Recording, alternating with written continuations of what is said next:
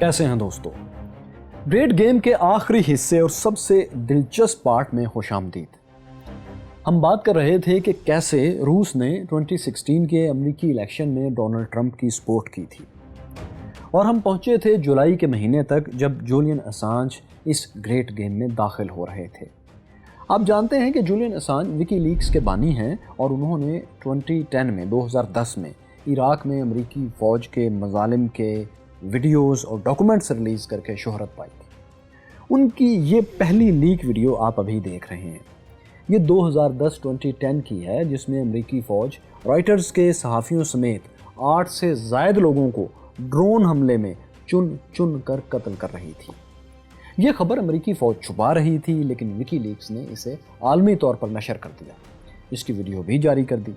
اس video میں جو غیر انسانی گفتگو امریکی فوجی مارے جانے والے جرنلسٹ اور عام لوگوں کے بارے میں کر رہے تھے، اس نے بھی دوستو عالمی طور پر انٹرنیشنلی امریکی امیج کو بہت زیادہ نقصان پہنچایا تھا۔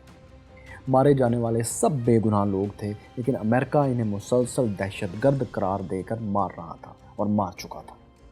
انہی جولین اسانج پر دوستو امریکہ کا الزام رہا ہے کہ وہ رشین ہیکرز کے ساتھ مل کر کام کرتے ہیں۔ رشین ہیکرز انہیں امریکی اور مغربی دنیا کے خفیہ ڈاکومنٹس چوری کر کے ہیک کر کے پہنچاتے ہیں، جنہیں وہ پھر جولین اسانج وکی لیکس کے ذریعے مناسب موقع پر ریلیز کرتے رہتے ہیں، ایسے موقع پر جس میں اینٹی امریکن طاقتوں کو فائدہ پہنچتا ہے۔ ویسے بائی دا وے، آج کل جولین اسانج غیر قانونی طور پر کمپیوٹر ہیکنگ کے الزام میں لندن کی جیل میں قید ہے، جبکہ امریکہ انہیں گرفتار کر کے اپنے ہاں لے جانا چاہتا ہے، وہاں مقدمہ چلانا چاہتا ہے، لیکن برطانوی عدالتیں امریکی درخواستیں مسلسل مسترد کر رہی ہیں۔ جولین اسانج کو برطانوی عدالتیں، برٹش کورٹس امریکہ کے حوالے نہیں کر رہی۔ تو خیر، یہ اب کی ان کی پوزیشن ہے۔ تو دوستو، جس دن ڈیموکریٹس پارٹی نے ہیلری کلنٹن کو امریکی پریزیڈنشل کینڈیڈیٹ صدارتی امیدوار نامزد کرنا تھا، اس سے ایک دن پہلے انہی جولین اسانج نے ایک ٹویٹ کیا۔ انہوں نے لکھا کہ وہ سیریز میں 1 by 1 ڈیموکریٹک پارٹی کی 25,000 آفیشیل ای میلز پبلک کرنے والے ہیں، ریلیز کرنے والے ہیں۔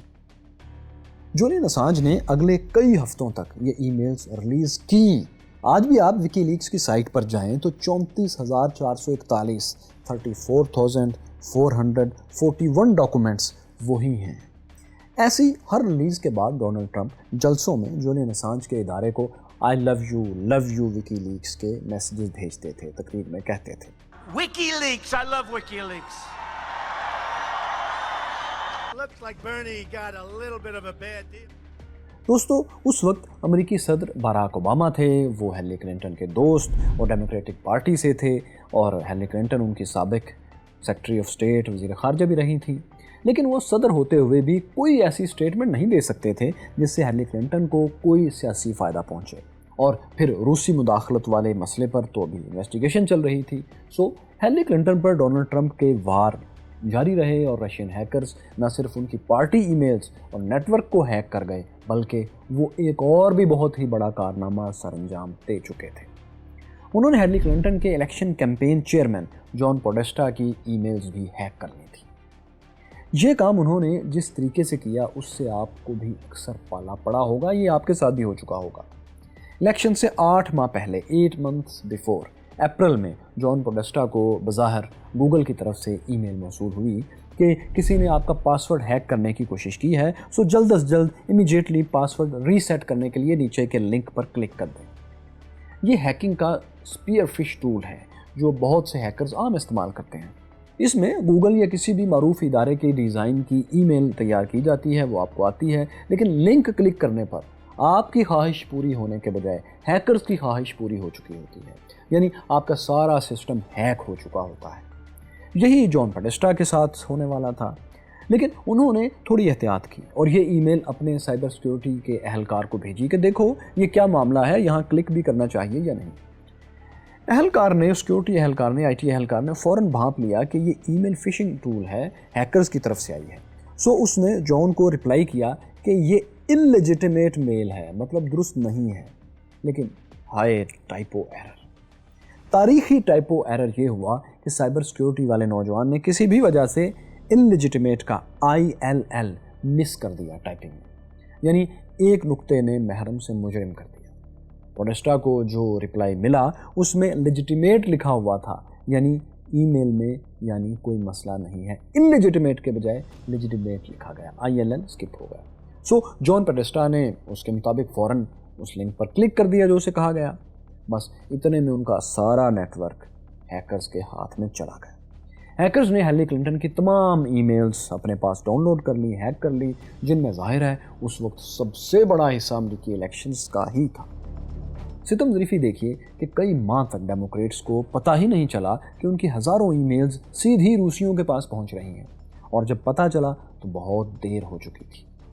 शक पड़ने पर डेमोक्रेट्स ने क्राउड स्ट्राइक, एक साइबर सिक्योरिटी फर्म की खिदमत हासिल कर। इस फर्म ने डेमोक्रेट्स के सिस्टम्स चेक करके जल्द ही बता दिया कि फैंसी बियर और कुजी बियर नाम के 2 हायर्ड रशियन लिंक्ड हैकर्स आपके सिस्टम महीनों से हैक कर चुके हैं। दोस्तों, रशियन लिंक का इस तरह पता चला कि एक तो हैकर्स जो कोड लिख रहे थे वो रशियन तरीके से लिख रहे थे, फिर उनके काम करने की टाइमिंग्स जो थी वो ईस्टर्न रशियन टाइम जोन वाली थी, यानी मॉस्को में क्रेमलिन ऑफिस के साथ ही वो काम शुरू करते थे और उसकी टाइमिंग के साथ ही काम बंद करके छुट्टी पर चले जाते थे, जैसे किसी ने घंटों के हिसाब से हैकर्स को हायर किया हुआ। यही वो ईमेल्स थी दोस्तों जो जूलियन असांज के इदारे विकीलीक्स के हाथ आई थी। विकीलीक्स ने टाइमिंग के हिसाब से अमेरिकी इलेक्शंस से पहले किस्तवार करके ये ईमेल्स रिलीज़ करना शुरू की और हर किस्त पर डोनाल्ड ट्रंप को सियासी फ़ायदा पहुंचा, या आप यूँ भी कह सकते हैं कि पहुंचाया गया। यही वजह थी कि वो मुसलसल विकीलीक्स को शुक्रिया और मोहब्बत का पैगाम सरेआम भेजते रहे, जैसा कि आप वीडियोस में देख चुके हैं। अमेरिकी इलेक्शन में ये सारी रूसी इंक्लूजन सदर बराक ओबामा तक मुसलसल पहुंच रही थी। सो उन्होंने रूसी सदर से बराह रास्त बात करने का फैसला किया ताकि उन्हें वार्न कर सकें। अमेरिकी इलेक्शन से 3 माह पहले सितंबर 2016 में चीन में G20 समिट हो रहा था।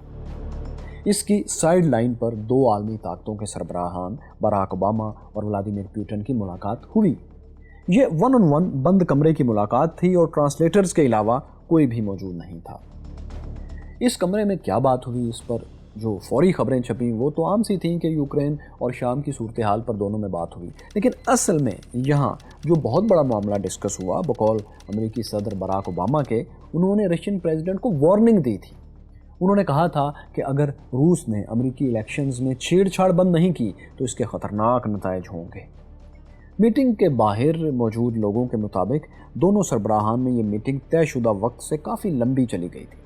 1-on-1 गुफ्तगू के बाद जब दोनों बाहर निकले तो दोनों के चेहरे बुरी तरह उतरे हुए थे, थकावट से और मायूसी की वाज़ेह निशानियाँ थी।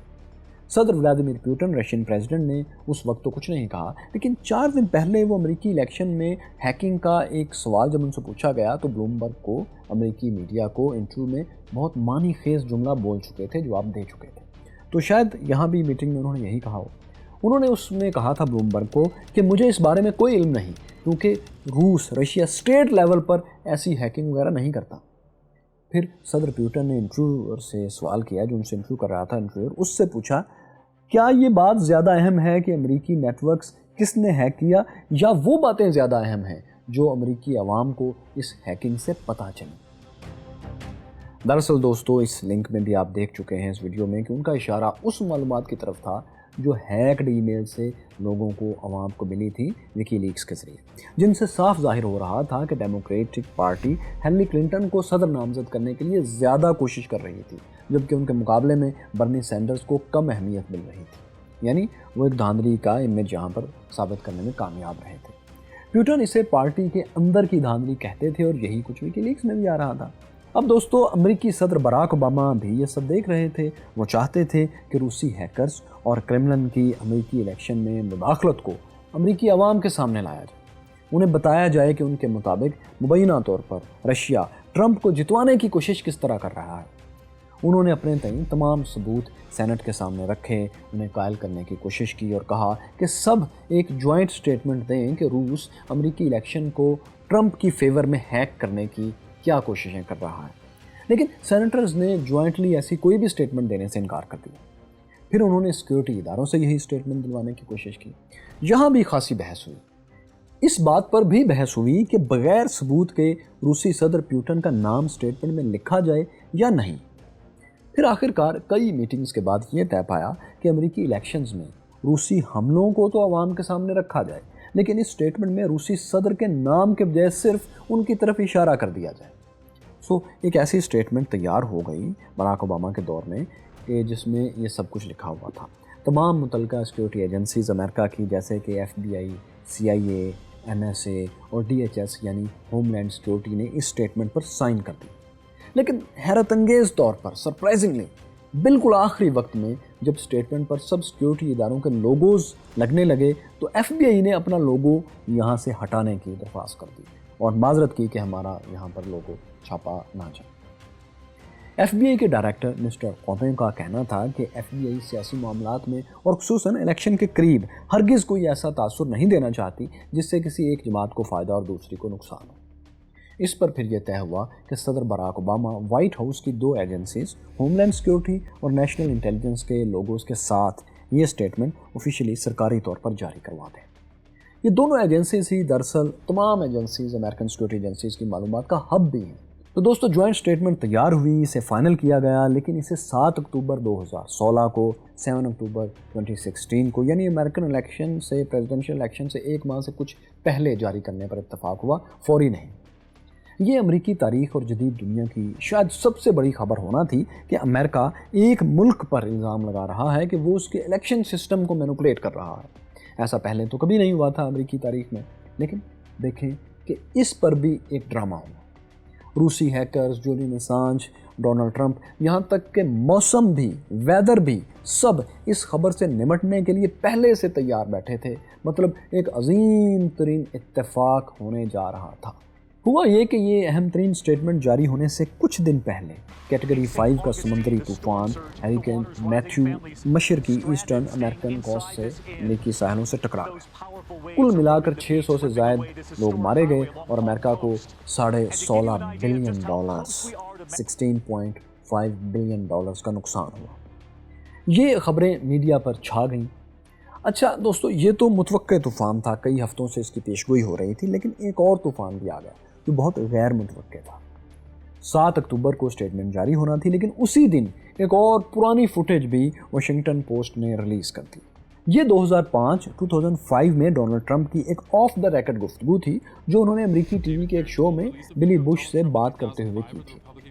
یہ ویڈیو، آڈیو کی جو ویڈیو تھی فن وائرل ہو گئی۔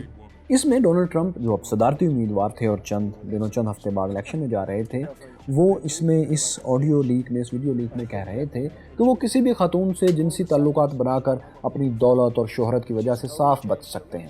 یہاں تک کہ انہوں نے گریب بائی پی جیسے الفاظ بھی انہوں نے اس آڈیو میں بولے۔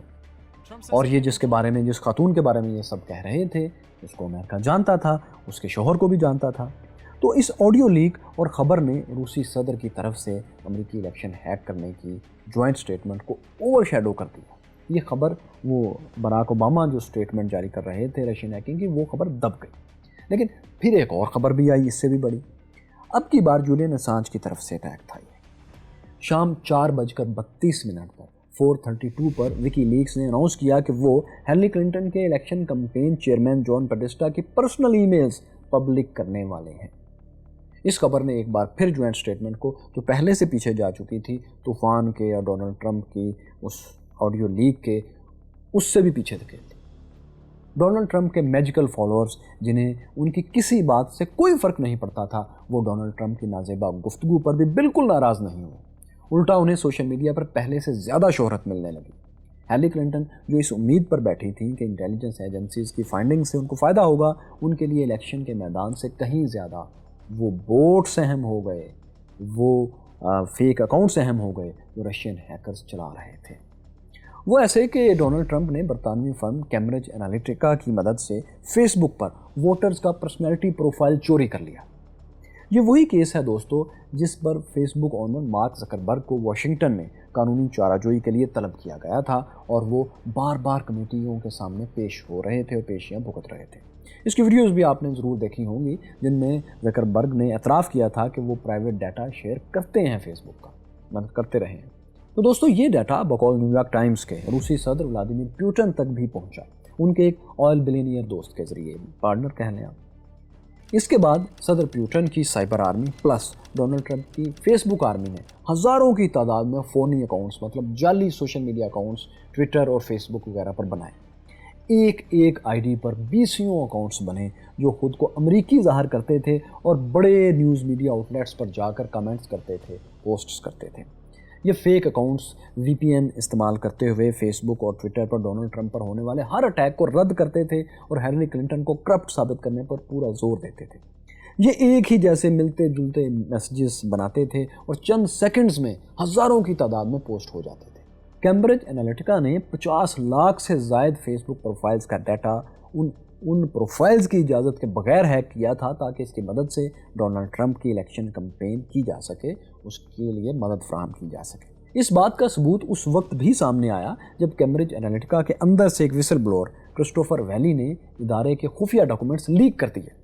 کرسٹوفر ویلی کی 17 صفحات پر مشتمل مکمل سٹیٹمنٹ امریکی محکمہ انصاف کی ویب سائٹ پر جاری کی گئی ہے جو انہوں نے جوڈیشری کے سامنے پیش کی تھی۔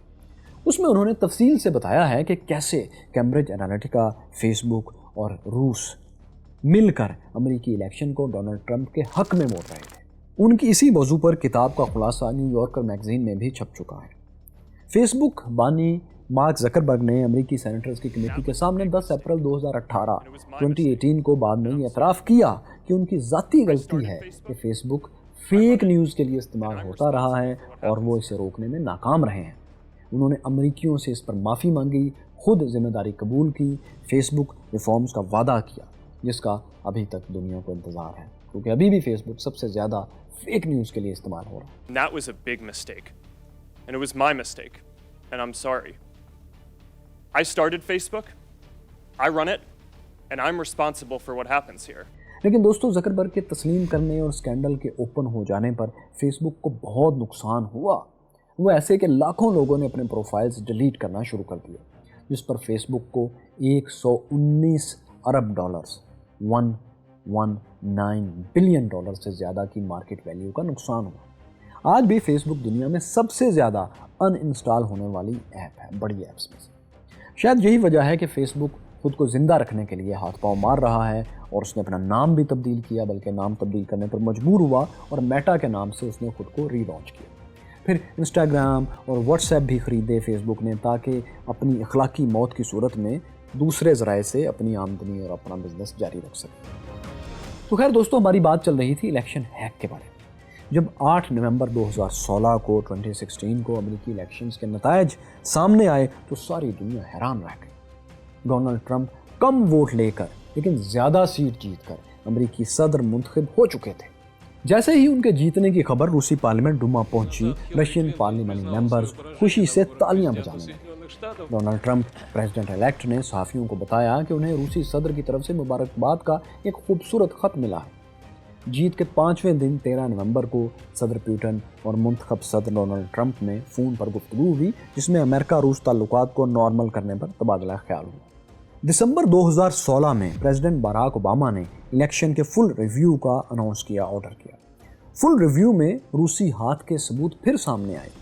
نیشنل انٹیلیجنس نے رپورٹ تیار کی، امریکن سیکورٹی ادارے نے، جس میں ججمنٹ دی گئی کہ روسی گورنمنٹ نے اسٹیٹ فنڈڈ میڈیا کے ذریعے، تھرڈ پارٹی ہیکرز کے ذریعے اور پیسے دے کر ہائر کیے گئے سوشل میڈیا ٹرولز کے ذریعے امریکی الیکشن کو اپنی مرضی کے مطابق موڑنے کی کوشش کی ہے۔